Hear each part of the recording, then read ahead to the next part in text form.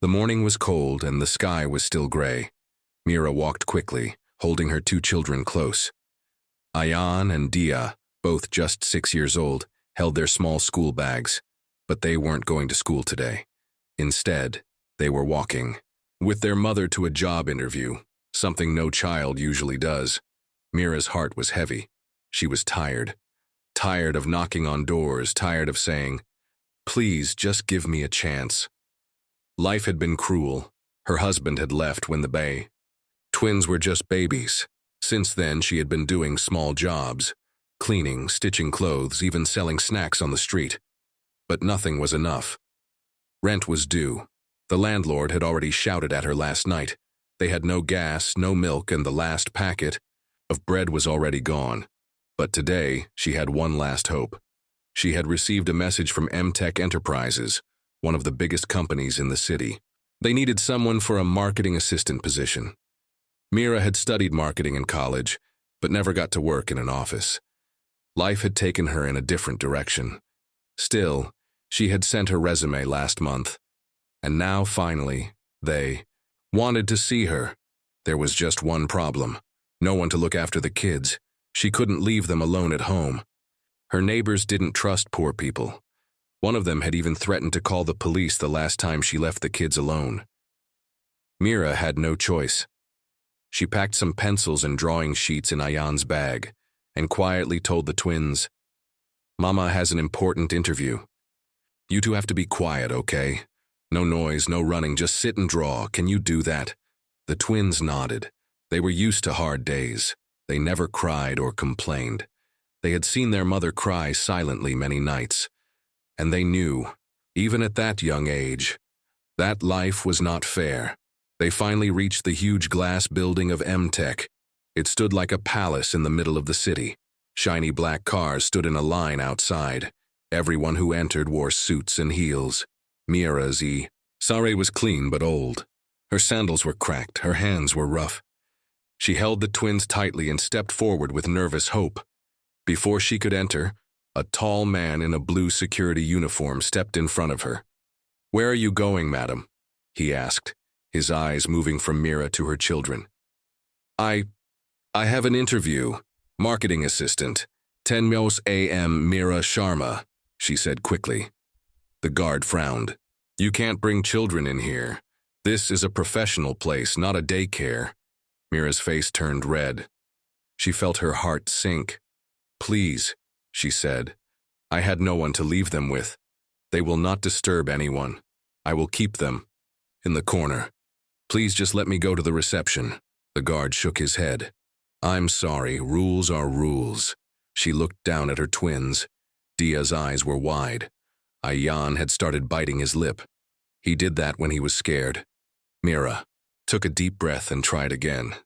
"Sir, this job is very important for me. We haven't eaten properly in days. Just let me speak to the HR. If they ask me to leave, I will, please." The guard was about to argue again when something happened. High above, on the 10th floor of the building, in a large office filled with glass walls, someone was watching. Mr. Viraj Malhotra, the CEO of Tech Enterprises, was standing by the security monitors. He had come early to prepare for a board meeting. While sipping his coffee, he glanced at the screen. Something made him stop. There, on camera 2, was a woman, in a faded sari. Her eyes were full of quiet fire, her back straight even though her clothes were simple. Two small children stood beside her, holding each other's hands tightly. Viraj narrowed his eyes. "Who are they?" he asked softly to no one. He turned to his assistant who had just entered the room. "Zoom in on camera 2, Viraj said. The assistant did as told. The image grew larger. Mira's face came into full view. Her hands were folded, her mouth moved, and she was pleading with the guard. The children looked tired but still calm. Viraj put down his coffee. "Who brings kids to an interview?" the assistant asked, chuckling. But Viraj didn't smile. Something about the woman's face struck him deep. "Find out her name," he said firmly. "And bring her up, now." The assistant blinked. "Sir, are you sure she looks like—" I said now. Down at the entrance, Mira was about to turn away. Her eyes had started to fill with tears. She whispered, "I'm sorry, babies." Mama tried. Just then, another man in a suit came rushing out of the lobby. "Ms. Meera Sharma?" he asked. She turned, surprised. "Yes? Please come in. Mr. Malhotra wants to see you. Right now." Meera looked at her kids, then back at the man. She didn't know what was happening, but for the first time in many months, she felt a small light of hope. Meera stepped through the large glass doors of M-Tech Enterprises, holding her children's hands tightly. Everything inside felt like a different world. The floor sparkled like a mirror, the air smelled like fresh flowers, and people walked quickly in suits, holding tablets and files. Her heart was beating fast. A kind-looking man from the HR department walked ahead of her, leading the way to the top floor.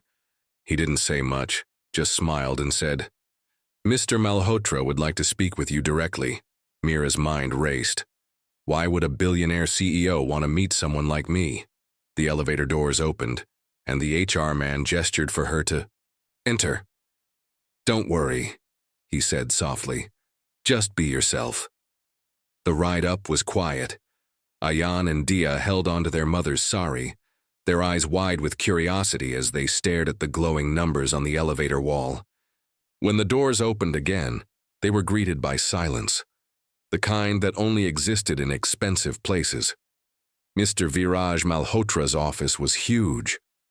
One side had glass windows that looked out over the entire city. There was a big desk, a few ears, and a tall man standing near the window with his back turned.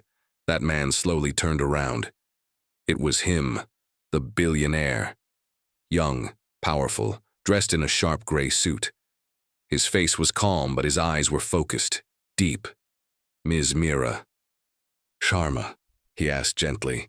Meera nodded, suddenly feeling nervous. "I'm sorry for the scene downstairs," she began quickly.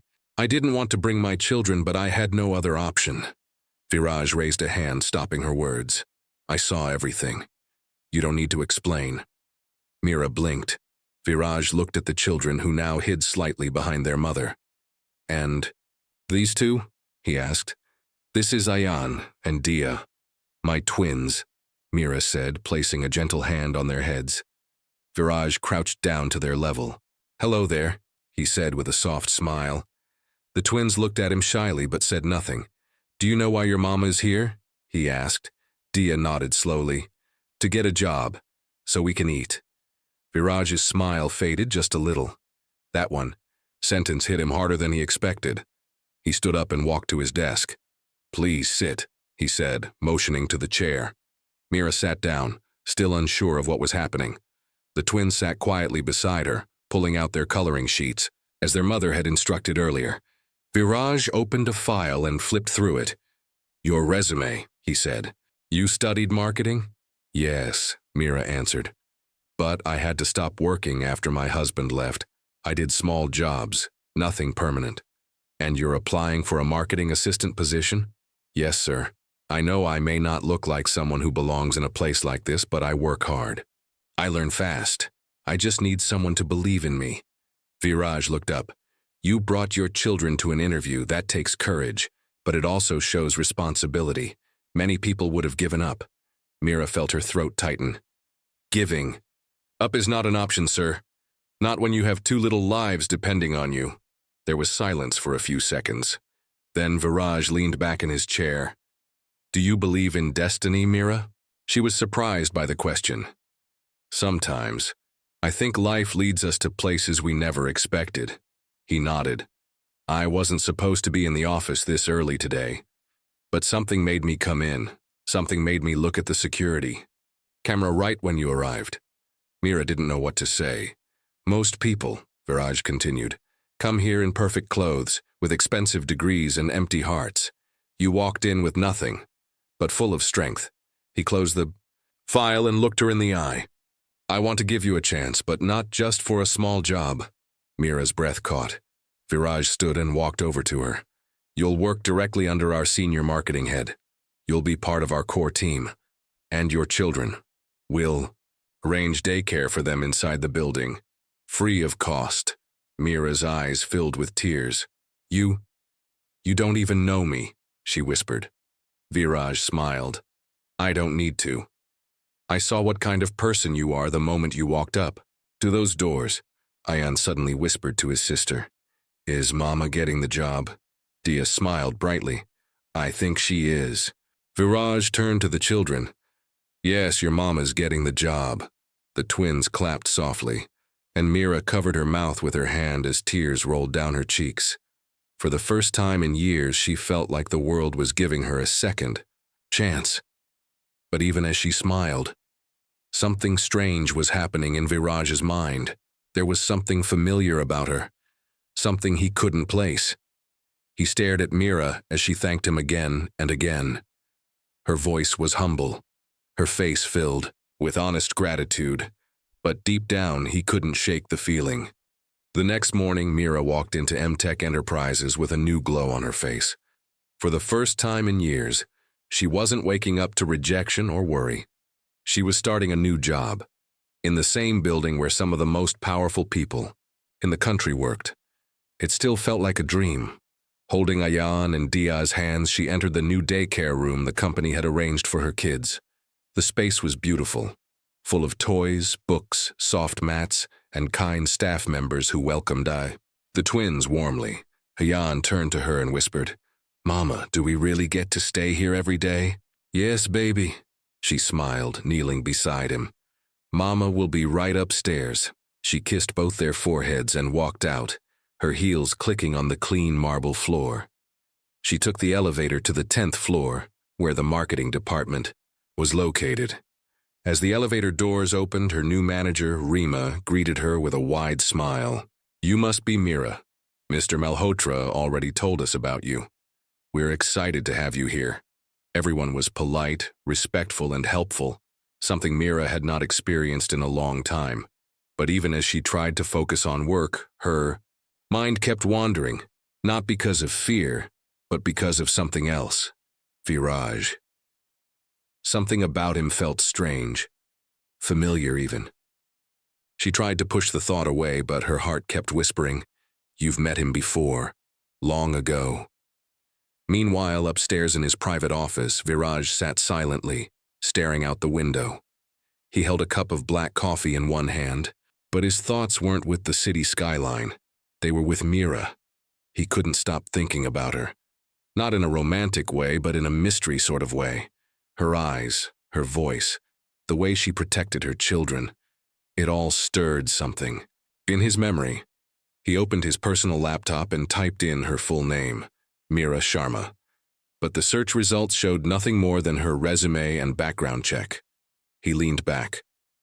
Why do I feel like I've met her before? Later that evening, as Mira packed her things and prepared to collect the twins, she received a message on her office phone. Mr. Malhotra would like to see you in his office before you leave. Her heart skipped a beat. Had she done something wrong already? She took the elevator up and knocked gently on the door. Come in, came his calm voice. Viraj stood by the window again, his back turned. Mira stepped in and waited quietly. After a moment, he spoke. You handled yourself well today. Rima says you've already improved the campaign ideas. Thank you, sir, she said softly. He turned around slowly. But I didn't call. You're here to talk about work, he said, his tone more serious now. Mira's eyebrows lifted slightly. Sir? Viraj walked over to his desk and held up a photo. It was an old photo, slightly faded, with a group of children sitting in front of a small orphanage building. He pointed to a little girl in the corner. Is this you? Mira took the photo. Carefully, her hands trembling slightly, she stared at the picture, and suddenly, memories hit her like waves. Yes. That's me, she said, barely above a whisper. Viraj took a deep breath. I lived in the same orphanage for 6 months, after my parents died in a car crash. I was 11, he said slowly. Mira gasped softly. I remember you, she whispered, tears filling her eyes. You were the boy who never spoke. You used to sit under the mango tree every day. Viraj nodded. And you were the only one who brought me food, even when you had little yourself. There was silence. So much time had passed. So many years had gone by, and now the boy who had once been broken had become a billionaire, and the girl who once cared for him was standing in front of him again, still kind, still brave. Viraj walked around his desk and stood in front. I never forgot you, Mira, but I didn't know your name back then. I didn't even say thank you. Mira wiped her tears and gave a small smile. You don't have to say it now either. I just did what felt right. Viraj looked at her and nodded. You're still the same. She laughed softly, her heart light for the first time in ages. But just as they shared this emotional moment, the phone on Viraj's desk buzzed. He picked it up. His assistant's voice was panicked. Sir, we have a situation. Someone just walked into the daycare pretending to be a family member of Mira's kids. They're trying to take the twins. Viraj's eyes widened. Mira dropped the photo. What? Viraj's heart raced as he listened to the urgent news from his assistant. Someone is at the daycare trying to take Mira's twins away, the voice said, full of worry. Without wasting a second, Viraj stood up and grabbed his coat. He looked at Mira, who was still shocked and scared. We must go. Now, he said firmly. Meanwhile, at the company's daycare center, the twins were playing quietly with the toys. A woman had just entered the room. She smiled kindly, but her eyes were cold and calculating. Hi, I'm their aunt, she said, holding up a piece of paper. The daycare staff looked unsure but nervous. They knew the rules. No child could leave without proper proof. But the woman's fake smile and confident voice made some staff hesitate. Suddenly, one staff member whispered into her phone, alerting Viraj and security. Viraj arrived at the daycare in minutes. The room was tense. Mira rushed inside, her heart pounding. Ayan, Daya, she called out, hugging her twins tightly. The woman looked surprised but quickly regained her calm. You're not taking them anywhere, Mira said, her voice strong despite the fear inside. Viraj stepped forward. Ma'am, please show your ID and explain why you want to take the children. The woman's face changed. She dropped the friendly act and glared. I'm here to take what's rightfully mine, she snapped. Viraj frowned. Explain. She spat out bitter words. Mira owes me money. If she can't pay, I get the twins. The room grew quiet. Everyone looked at Mira, waiting for her to respond. Mira's eyes filled with tears. That's a lie. They are my children. Viraj's gaze hardened. We will sort this out, but first, no one moves until this is clear. He called security, who carefully escorted the woman outside. Mira hugged her children tightly again. Once safe, Viraj sat with Mira in a quiet room. Who was that woman? He asked. Mira wiped her tears and sighed deeply. She was someone from my past. Someone who tried to take my kids away before. She wants to hurt us. Viraj's face darkened. Do you think she will come back? Yes, Mira said quietly. She won't stop until she gets what she wants. Viraj stood and paced the room. We need to protect you and your twins. I will arrange security around the clock. No one will hurt your family under my watch. Mira looked at him, her eyes wide with hope and disbelief. You're doing this for me? Viraj smiled gently. No, I'm doing this for your kids. They deserve a safe life. Over the next few days, the company's security stayed close. Mira felt safer than before, but worry never left her mind. Every time Ayan and Dia played, she watched them closely. Viraj often visited the daycare and checked on the family. One evening, while Mira was putting the twins to sleep, Viraj sat beside her. Tell me everything about that woman, he said softly. Mira took a deep breath. She was part of a group that tried to take the kids away when they were babies. I was young and had no one to help. But I escaped with the twins. Viraj listened carefully. Why didn't you tell me this before? He asked. I was afraid, Mira admitted. Afraid people like her would find me again. Viraj nodded. You don't have to be afraid now. I will keep you safe. But deep down, Viraj felt a chill. He knew this was only the beginning. Someone was watching Mira's family closely. Someone dangerous, and this war was far from over. The next morning, the sun rose bright, but Mira's heart was heavy. She knew the danger was still near. The woman who tried to take her twins had not given up. Viraj promised protection, but Mira could feel fear deep inside. She sat in her small apartment watching Ayan and Dia play quietly on the floor. Their innocent laughter made her smile, but also reminded her why she had to be strong. Just then, her phone buzzed. A message popped up. An anonymous text. "You can't hide forever. Your past will catch you soon." Mira's hands trembled as she read the words. Her eyes filled with tears. The past was coming back, stronger than ever. At the company, Viraj was busy with his work, but his mind was on Mira and her family. He called his trusted security chief, Raj. "We have a threat. Increase surveillance on Mira and the daycare. I want eyes everywhere," Viraj ordered. Raj nodded. "Understood, sir. We will do everything to keep them safe." Viraj then met Mira. "You have to stay alert. If anyone comes near your kids, tell me immediately. We will handle it." Mira nodded, grateful for his support. A few days passed quietly, but tension filled the air. One afternoon, Mira went to the market with her twins. She held their hands tightly, looking around nervously. Suddenly, she felt someone watching her. She turned quickly. A man in a dark jacket was standing near the street corner, his face hidden under a cap. Mira's heart pounded. Was he connected? To the woman, she hurried back home, locking the doors behind her.